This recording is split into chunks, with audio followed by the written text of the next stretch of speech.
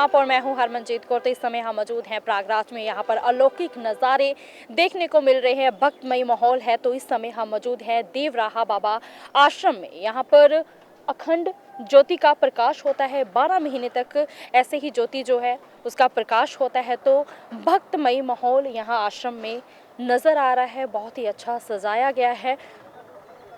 तो तस्वीरें दैनिक सवेरा के माध्यम से हम हर दिन आपके साथ साझा कर रहे हैं। हम हर दिन आपको तस्वीरें दिखा रहे हैं। तो ये देवरा बाबा का आश्रम है। यहाँ पर हर दिन पाठ पूजा होती है। दूर दूर से संत महात्मा महाकुंभ में शामिल होने के लिए पहुँच रहे हैं। तो वहीं ये देवराहा बाबा का आश्रम है जिसकी तस्वीरें हम आपको दिखा रहे हैं। बाबा जी, आश्रम के बारे में बताइए। जी, यह देवराहा बाबा का मचान आप देख रहे हैं, क्योंकि वह मचान पर ही रहते थे, तो उसी रूप में उनका आश्रम बना हुआ है। और यह राजराजेश्वर शिवालय है जो 9 महीने इसका जलाभिषेक किया जाता है और 3 महीने स्वयं गंगा माँ जब बाढ़ के समय भरा रहता है पानी। लगभग तो जब बाढ़ आती तो यहाँ पर पूरा पानी आ जाता है? 15 से 20 फीट रहता है पानी। अच्छा। लेकिन ये जो अखंड ज्योति आप देख रही हैं जी, यह उस समय भी नाव से आकर जलाया जाता है, मतलब उसमें तेल वगैरह बत्ती वगैरह की आवश्यकता। 12 महीने ऐसे ही अखंड ज्योति जलती है? जी, 12 महीने नाव से आके बाढ़ के समय 2 महीने सीढ़ी लगी हुई है, इस पर चढ़ते हुए प्रत्येक दिन शाम को आकर तेल और आवश्यक दीपक की आवश्यकता होती है, दीप बत्ती की, तो उसकी सेवा की जाती है। अच्छा, तो कोई स्पेशल बाबा जी लगाए होते हैं जो आते हैं यहाँ पर?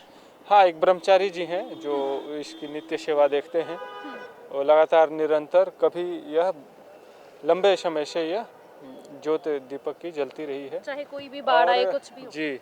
और यह जितने भी अभी अखाड़े और भंडारे शुरू हुए हैं, इस यहाँ नवंबर से शुरू हो गया। अच्छा। 16 नवंबर से यहाँ पर भंडारे शुरू हैं, जब क्योंकि अन्य भंडारे अभी कुछ 10 या 15 दिन पहले शुरू हुए और ये सबसे अंत तक ये भंडारा चलता है। ये लगभग शिवरात्रि से कुंभ मेला खत्म होने के बाद भी 2 हफ्ते तक यह कुंभ मेला जब तक पूरा समाप्ति नहीं हो जाता तब तक ये अनवरत चलता रहता है। तो अखंड ज्योति भी है और ये अखंड एक तरीके से महाकुंभ में भंडारा भी है। अच्छा, तो क्या क्या कार्य होते हैं यहाँ आश्रम में?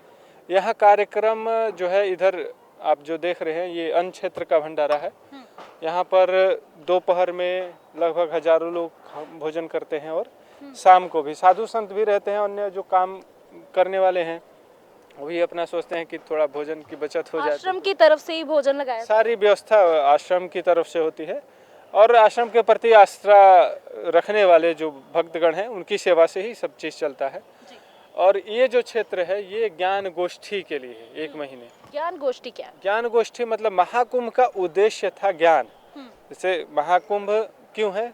प्रयागराज का प्रसिद्ध गंगा यमुना सरस्वती, सरस्वती ज्ञान की देवी रही, वो गुप्त है, दिखाई नहीं देती। जो हमारे अंदर गुप्त रूप में विद्या है, ज्ञान, उसको प्रकाशित शास्त्रार्थ के द्वारा किया जाता था, वैचारिक मंथन के द्वारा किया जाता था। तो वहाँ आप देख रहे हैं 1 महीने का शास्त्रार्थ ज्ञान गोष्ठी है, अलग अलग विषयों पे। जिसके भी गहरे अनुभव हो वो अपने ज्ञान दे सकता है। जिसके अंदर जिज्ञासा है, बहुत सारे लोग जिज्ञासावश आते रहे हैं, तो उनको एक सरल समाधान मिल सके, एक सही योग्य मार्गदर्शन मिल सके, तो वो भी एक प्रयत्न है। तो इधर अन्न का भंडारा है और इधर ज्ञान का। शरीर का आहार अन्न है, बुद्धि का आहार ज्ञान है। तो ज्ञान का सभी आहार मिलने चाहिए। और मन का आहार साधना है और अहंकार का जो निवारण है वो सेवा के द्वारा होती है। तो व्यक्ति निस्वार्थ रूप से जिसको भंडारे रूप में सेवा करता है, श्रम रूप में, धन रूप में, तो वो सारे संयोजन होता है, तभी संतुलन बनता है। अभी जैसे 6 जनवरी से 12 जनवरी हमारी शिक्षा पर है, तो शिक्षा, आधुनिक शिक्षक में क्या बौद्धिक विचार केवल है, वहाँ पर विद्या गायब है, सेवा की भावना, और बल गायब है। बल आता है संयम से, यहाँ बल बात हो रहा है आपकी आत्मिक मानसिक बल। तो ये वो सभी चीज़ें शिक्षा में होनी चाहिए और आश्रम में इन सभी उद्देश्यों को ध्यान में रखते हुए कार्यक्रम हर प्रकार के चलते रहते हैं। कैमरामैन राजवीर के साथ मैं हरमनजीत कौर, दैनिक सवेरा टीवी, प्रयागराज।